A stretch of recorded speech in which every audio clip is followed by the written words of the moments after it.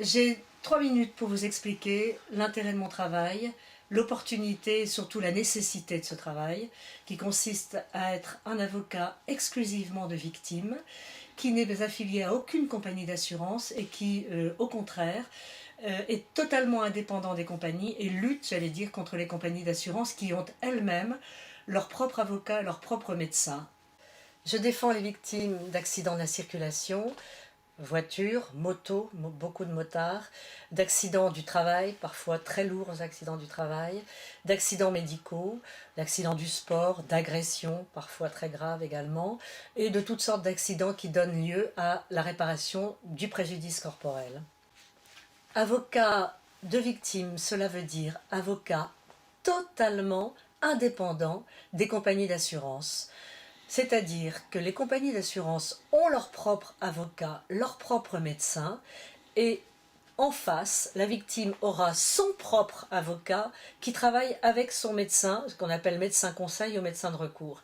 Il y aura donc un respect total du contradictoire, la victime n'étant pas pieds et poings liés, dans une expertise face au seul médecin de la compagnie d'assurance et par la suite, éventuellement, seul face à un régleur ou seul face à un avocat qui travaille pour la compagnie d'assurance. Dès l'accident, il est impératif de recourir au service d'un avocat indépendant pour plusieurs raisons. La première, ce sont d'abord examiner les circonstances de l'accident.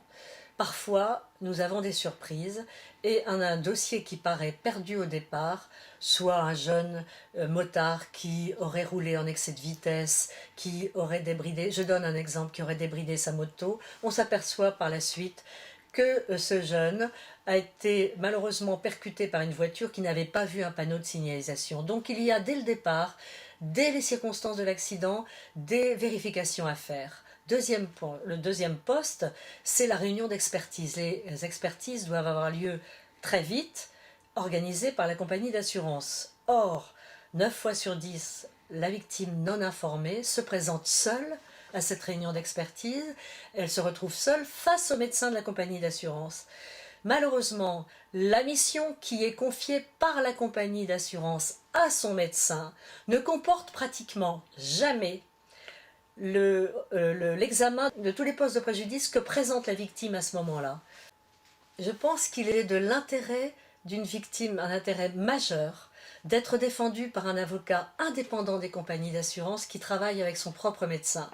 C'est la seule façon, à mon avis, de pouvoir tenter et obtenir, la plupart du temps, une indemnisation intégrale, en tout état de cause la plus importante possible, contre les compagnies d'assurance.